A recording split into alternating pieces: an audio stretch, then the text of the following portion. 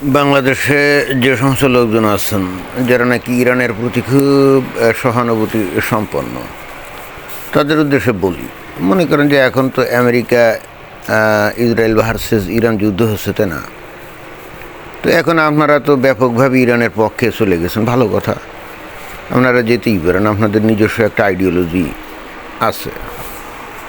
কিন্তু কথা হচ্ছে যে আজকে থেকে মনে করেন যে 2 মাস আগে, মানে 3 মাস আগে, যে জানুয়ারি মাসে যখন এই ইরানে গণবিক্ষোভ চলছিল, তাই না, সরকারের বিরুদ্ধে আন্দোলন চলছিল, তো তখন যে হাজার হাজার লোকদেরকে এই যে আইআরজিসি তারা গুলি দিয়ে মেরে ফেললো, এ ব্যাপারে আপনাদের কি অভিমত?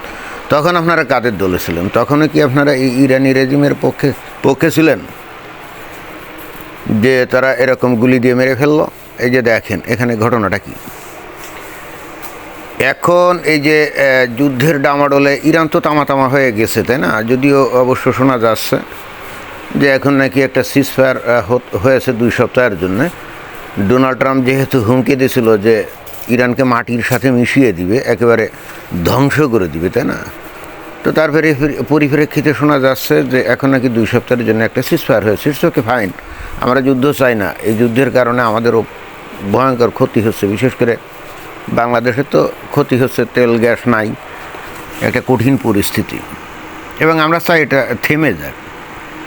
2 সপ্তাহের সিজফায়ার যেহেতু হলো, অতএব আমরা ধরে নিতে পারি যে এরপরে আলাপ আলোচনা করে হয়তো একটা রফায় আসবে। বাট চিন্তা করেন, আপনারা যারা ইরানের পক্ষে ছিলেন, এখন আপনারা ইরানের পক্ষে আছেন, আমেরিকা আর ইসরায়েল যেহেতু আক্রমণ করেছে, ইটস ওকে। বাট জানুয়ারি মাসে যখন আন্দোলন হচ্ছিল, তখন আপনারা কাদের দলে ছিলেন?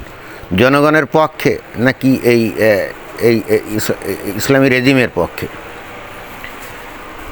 দেখেন যে তখন যে আন্দোলনগুলো করছিল, তার মধ্যে এই যে এখানে একটা রিপোর্ট আসছে যে Ali Fahim 26 a protester from Tehran was executed at dawn today by the regime in Iran following the January 2026 protest. ওই যে জানুয়ারিতে যখন প্রোটেস্ট হয়েছিল, তখন এই আলী ফাহিম, এই যে 26 বছর বয়সের একটা প্রোটেস্টার, তাকে আজকে এক্সিকিউট করা হয়েছে, মানে ফাঁসি দেওয়া হয়েছে। দেখেন, ফাঁসি, এই যুদ্ধের ডামাডোলে তারা টিকে থাকবে কি টিকে থাকবে না, ইরান টিকে থাকবে কি টিকে থাকবে না, তার কোনো গ্যারান্টি নাই। এরা কিন্তু ওই সময় গুলি দিয়ে হাজার হাজার লোকজনদেরকে তো হত্যা করছে। এখনও পর্যন্ত তারা টিকে থাকবে কি থাকবে না, প্রত্যেক দিন তারা শতে শতে মারা যাচ্ছে, কিন্তু এখনও ওই প্রোটেস্ট যারা করছিল তাদেরকে হত্যা করছে। এবং এই যে হত্যা যে করছে, দেখেন কি মানে ভয়ঙ্কর অভিযোগে হত্যা করছে, যেটা নিয়ে আমি অলরেডি আগেও ভিডিও করেছিলাম যখন এই যে প্রোটেস্ট হচ্ছিল। দেখেন এখানে বলছে যে he was sentenced to death for enmity against God. দেখছেন, অর্থাৎ ইরানি রেজিমের এগেনস্টে তারা প্রোটেস্ট করছিল, সরকারের এগেনস্টে প্রোটেস্ট করছিল। তো ওই প্রোটেস্টটাকে তারা আল্লাহর বিরুদ্ধে বিদ্রোহ হিসাবে গণ্য করে তাকে ব্লাসফেমাস আইনে, অর্থাৎ ধর্মদ্রোহিতার অপরাধে তাকে শাস্তি দিয়েছে, তাই না? ছেলেটাকে দেখেন, এই যে সেই ছেলেটা যাকে নাকি ফাঁসি দিয়ে হত্যা করলো। আপনারা দেখেন চিন্তা করে যে সরকারের বিরুদ্ধে আন্দোলন করলে এটা কি আল্লাহর বিরুদ্ধে বিদ্রোহ হয়? কিন্তু তাহলে ইসলামী রেজিম কী কারণে এটাকে আল্লাহর বিরুদ্ধে বিদ্রোহ হিসেবে গণ্য করলো? কারণ এখন ইসলামী রেজিম যেটা আছে এই যে ইরানে, তারা মনে করে যে তারা আল্লাহর কাছ থেকে মনোনীত হয়ে তারা এই দেশ চালাচ্ছে, বুঝছেন? আপনারা এটা বিশ্বাস করেন যে আল্লাহ তাদেরকে ওখানে নিয়োগ করছে? আল্লাহ তাদেরকে ওখানে নিয়োগ করছে, এটা কি আপনারা বিশ্বাস করেন? যদি না করেন, তাহলে এই ছেলেটাকে যে আল্লাহর বিরুদ্ধে বিদ্রোহ করার অপরাধে এই যে শাস্তি দিল, এখন এই জিনিসটাকে আপনারা কীভাবে দেখবেন বলেন? এইবার আসেন যে এই ইরানে কেন ওরা বিদ্রোহ করছিল, এই ইরানে কী কারণে ওরা বিদ্রোহ করছিল সেটা বুঝতে গেলে আপনারা এই যে বাংলাদেশে 24 সালে কী কারণে বিদ্রোহ করছিলেন বলেন? আন্দোলন করছিলেন, এবং এই যারা আন্দোলন করছিলেন তারাই তো এখন অনেকেই এই ইরানের পক্ষে, তাই না? তো তাহলে এই ইরানের সরকার যেহেতু হাজার হাজার পোলাপান গুলি দিয়ে মেরে ফেলে তারা এখনও ক্ষমতা আছে, তাহলে তো ওই আপনারা যখন 24 সালে আন্দোলন করছিলেন, তখন শেখ হাসিনার উচিত ছিল আপনাদেরও গুলি দিয়ে মেরে ফেলে ক্ষমতায় থাকা, তা সঠিক না? তো ওই ক্ষেত্রে অন্যায়, এই ক্ষেত্রে ন্যায় হয় কী করে? এইবার আসেন এখানে এই যে ইরানের ক্ষেত্রে ঘটনাটা কী ঘটছিল, ওই যে জানুয়ারি মাসে আন্দোলন হচ্ছিল, তাই না? তো আপনারা বলেন যে এর পিছনে আমেরিকা ছিল, ইসরায়েল ছিল। তো ভাই 2024 সালে আপনাদের আন্দোলনের পিছনেও তো আমেরিকার ডিপ স্টেট ছিল, কি ছিল না? তো আমেরিকার ডিপ স্টেট আপনাদের পিছনে থাকলে সেটা মানে ন্যায় হয়ে গেল, আর এদের পিছনে থাকলে সেটা অন্যায় হলো কেমন? এইবার আসেন তারা আন্দোলন কেন করতেছিল।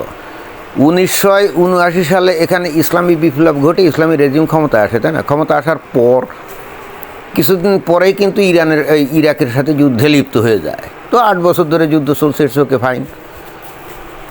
এখন তাদের মধ্যে গণ্ডগোল গ্যাঞ্জাম ছিল, যুদ্ধ লাগলো, এরপরে আসার পর এইবার ইরান যে কামটা শুরু করলো সেটা হলো যে সে ওই ইসরায়েলের বিরুদ্ধে ওই যে হামাস, হেজবুল্লাহ এগুলোর লেলায় দেওয়া শুরু করলো, এদেরকে অস্ত্রপাতি দিয়ে টাকা পয়সা দিয়ে সাহায্য করা শুরু করলো, এবং এই ইসলামী রেজিম তারা চেষ্টা করা শুরু করলো যে তারা পারমাণবিক অস্ত্রের অধিকারী হবে। এখন আপনারা অনেকে বলতে পারেন যে হ্যাঁ, যে কোনো দেশ তো পারমাণবিক অস্ত্রের অধিকারী হতেই পারে, তো অসুবিধা কী? অসুবিধা আছে। আপনারা যারা বাংলাদেশের লোকজন, আপনারা বুঝেন না, আপনারা সুন্নি মুসলমান। কি সুন্নি মুসলমান না আপনারা? তো ইরানের এরা তো শিয়া, তো শিয়াদেরকে আপনারা কি মুসলমান মনে করেন? না, এদেরকে আপনারা মুনাফিক মনে করেন। এখন ইসরায়েলের কথা বাদই দেন। ইসরায়েল যেহেতু সামনে আসে বলে এর সামনে রেখে আপনারা অনেক কিছু জায়েজ করেন। এই ইসরায়েল বাদই দেন। এই যে ইরান যে শিয়া অধ্যুষিত দেশ, তাই না? এরা পারমাণবিক অস্ত্র যদি তৈরি করতে পারতো, সবচাইতে বেশি বিপদে পড়তে কে জানেন? এই আরব দেশগুলা যারা নাকি সুন্নি অধ্যুষিত, খোদ এই সৌদি আরব। এবং এরা সৌদি আরবকে তখন ব্ল্যাকমেইল করতো, এবং একটা পর্যায়ে এরা কিন্তু ওই মক্কা মদিনা দখল করার স্বপ্ন দেখতো। তো এই শিয়ারা যদি মক্কা মদিনা দখল করতো, ওই মনে করেন যে ওই পারমাণবিক বোমা যদি ওই ইয়ের উপরে ফেলতো, ওই মক্কা মদিনার উপরে, অথবা ওই সৌদি আরবে ফেলতো, তখন আপনারা কী করতেন? কোন দলে থাকতেন? এবং এদের উদ্দেশ্য তো সেটাই ছিল। এখন এই জিনিসটাকেই ইসরায়েলের এগেনস্টে হিসাবে আপনারা দেখেন। এইবার আসেন, এরা যে কাজটা করছে, তখন এই পারমাণবিক বোমা টোমা বানাবে, এই জন্যে কী করলো, ওই আমেরিকা এদের এগেনস্টে স্যাংশন দিল, তাই না? যে এরা তেল আর ওই প্রকাশে বিক্রি টিক্রি করতে পারবে না। এখন দেখেন যে ঘটনাটা কি, এরপরে এরা তেল চুরি করে ওই চায়নার কাছে বিক্রি করতো। ভালো কথা। আজকে দেখেন আপনারা, এই ইরানে হাজার হাজার মিসাইল তৈরি করছে, তাই না? তারপরে আন্ডারগ্রাউন্ড বাংকার তৈরি করছে, তারপরে কত কি করছে। দেখেন, এগুলো একটাও কিন্তু ইরানিয়ান লোকদের জীবনের উপকারের জন্য কোনো কাজে আসেনি। যে কিছু তেল চুরি চামারি করে ওই যে ওই চায়নার কাছে বিক্রি করতো, সেই টাকা দিয়ে তারা তাদের দেশের জনগণের ভাগ্য উন্নয়নের ন্যূনতম চেষ্টা করে না। তারা চেষ্টা করছে কিভাবে সৌদি আরবকে দমন করবে, কিভাবে ইসরায়েলকে দমন করবে, কিভাবে আমেরিকার ইন্টারেস্টকে দমন করবে, এই কাজে। এবং এই জন্যে তারা বিলিয়ন বিলিয়ন ডলার খরচ করছে হেজবুল্লাহর পিছনে, হুতির পিছনে, হামাসের পিছনে, কিন্তু নিজেদের দেশের জনগণের জন্য তারা খরচ করে না। এবং যে কারণেই হচ্ছে কি, সেখানে ভয়ঙ্কর রকম মুদ্রাস্ফীতি এবং জনগণ মানে প্রচণ্ড রকম বেকারিত্ব এবং দারিদ্র্যে ভুগছে এই ইরানে। তো যেহেতু প্রচণ্ড রকম দারিদ্র্য এবং বেকারত্বে ভুগছে, তো যুব সমাজ কি পড়াশুনো করে, চাকরি নাই, বাকরি নাই, আয় নাই, উপার্জন নাই, তাহলে স্বাভাবিকভাবে যে সরকার ক্ষমতায় থাকবে, এই যুব সমাজ কী করবে? তারা খেপে যাবে না? তারা প্রচণ্ড ফ্রাস্ট্রেটেড হয়ে খেপে যাবে না? এই যে আন্দোলন যেটা হচ্ছিল, এই কারণেই তো হচ্ছিল। তাদের বক্তব্যই ছিল এইটা যে ইরানের তেল বিক্রি করে যে টাকা পাওয়া যায়, সেটা ইরানের জনগণের জন্য খরচ করতে হবে, তাদের ভাগ্য উন্নয়নে খরচ করতে হবে। কিন্তু তারা সেটা না করে খরচ করতে হেজবুল্লাহর পিছনে, হুতির পিছনে, হামাসের পিছনে। এই বাংলাদেশে আপনারা যদি আপনারা তো দেখেন, এখানে বাস্তবে ইরানের এই ইসলামী রেজিম, কথিত ইসলামী রেজিম, তারা কিন্তু এটাই করতো। তাদের দেশের জনগণকে না খাইয়ে তারা এই কাজটা করতো, মানে অন্যের পাশায় বাস দেওয়ার জন্য তারা সারাক্ষণ ব্যস্ত থাকতো। হয়রাজ দেখেন আপনারা, এই যে শেখ হাসিনারা বলে, শেখ হাসিনা কি বাংলাদেশের কোনো সম্পদ ভারতকে দিয়ে দিত না, বরং ভারতের কাছ থেকে নানা রকম সুযোগ সুবিধা নিত, তাই না? অথচ আপনারা মিথ্যা সেই শেখ হাসিনার বিরুদ্ধে অভিযোগ দিলেন কি বাংলাদেশকে নাকি বিক্রি করে দিয়েছে, তাই না? অর্থাৎ মিথ্যা একটা প্রোপাগান্ডা ছড়িয়ে আপনারা কিন্তু বাংলাদেশে আন্দোলন সংগ্রাম করলেন, এবং আপনাদের আন্দোলন সংগ্রামের পিছনে যে ভিত্তি ছিল এটা পুরাই বোগাস, মিথ্যা।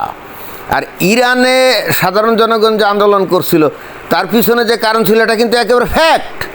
অর্থাৎ ওই ইরানের ইসলামী রেজিম তারা তেল বিক্রির টাকা ইরানের জনগণের পিছনে খরচ না করে তারা অস্ত্রপাতি বানানোর কাজে খরচ করতো, তারা হেজবুল্লার পিছনে খরচ করতো, তারা হামাসের পিছনে খরচ করতো, হুতির পিছনে খরচ করতো।